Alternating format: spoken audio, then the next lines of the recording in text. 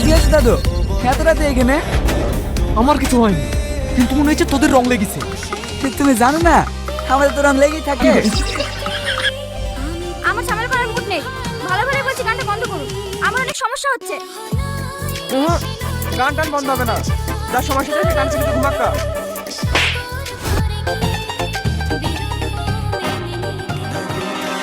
রাগ করিস না, আমরা তো চরে প্রতিশোধ নেবই।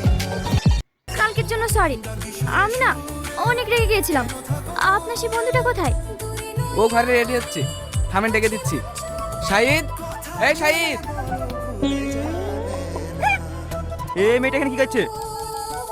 ও তোর সাথে ক্ষমা চাইতে এসছে। কালকের জন্য আমি সত্যি খুব দুঃখিত।